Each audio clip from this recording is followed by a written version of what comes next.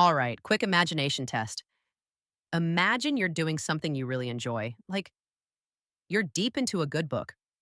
Not a boring book, a good one. The kind where you ignore texts, forget the time, maybe even forget you have responsibilities. And suddenly your partner walks in and says, okay, that's enough. Put it away. Now. Not in 5 minutes. Not after the chapter. Now. They take the book, they close it, they put it on the shelf. You'd be annoyed, right? Maybe frustrated.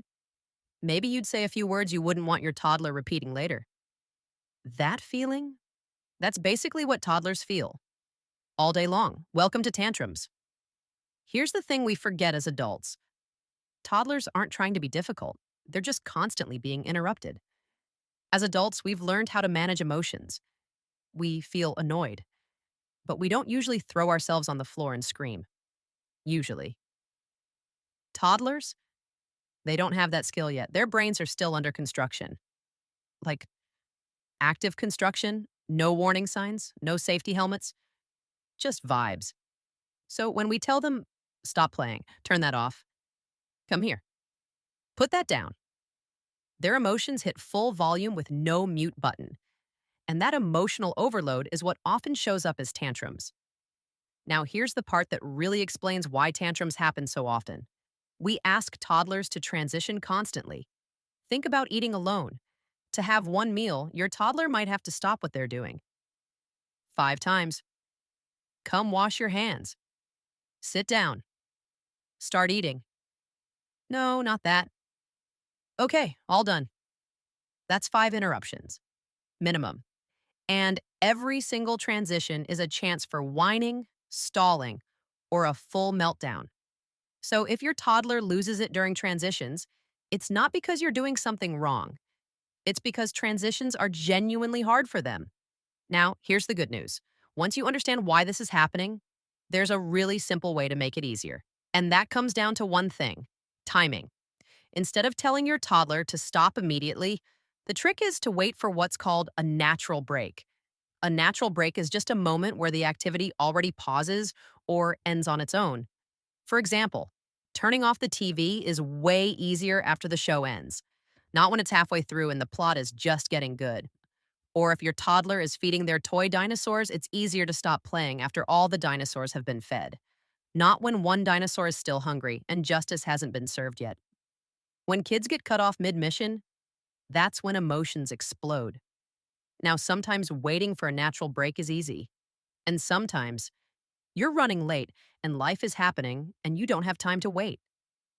That's when you get creative. One option is what I lovingly call strategic sabotage. Let's say you only have 5 minutes before you need to leave the house, but your toddler's show is 20 minutes long. Instead of saying no TV, fast forward the episode so there are only 5 minutes left. Let them watch the ending. Now the show ends the activity, not you. And suddenly turning off the TV doesn't feel like a personal attack. Another absolute lifesaver: timers. Toddlers love timers. Not because they understand time, they don't. They love timers because timers feel fair, they can check it whenever they want, they can see it counting down, and most importantly, the timer tells them when to stop, not you. So instead of "Mom said no" or "Dad ruined my life," it becomes, "Oh, the clock says we're done." The clock takes the blame, and honestly, the clock can handle it. Timers with a bell or sound are especially helpful because they remind everyone that it's time to move on. Kitchen timers work. Visual timers work. Phone timers work. Phone timers are great because that shrinking circle gives toddlers a visual cue of time passing. They can actually see the ending coming, which helps them prepare emotionally. Another way to help transitions feel less sudden is countdowns. Instead of saying, "It's time to go," you say, "5 more turns, 5 more slides, 5 more jumps, 5 more blocks," and then you count it down out loud. 4 more, 3 more, 2 more, 1 more. By the time you reach 0, the ending isn't a surprise. Your toddler has had time to adjust to the idea that this activity is finishing, and that alone can reduce tantrums a lot. Now, even with perfect timing, perfect countdowns, and magical patience, your toddler might still be upset. That's normal. Disappointment doesn't disappear just because we handle things well. The key is what happens after the meltdown starts. If your toddler gets upset, stay calm. Get down to their level.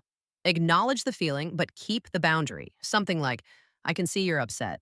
It's hard to leave the playground, but it's time to go home. No extra slide. No extra episode. Because if tantrums earn more turns, toddlers learn a very powerful lesson, and they learn it fast. Consistency is what builds trust. When we're done always means we're done.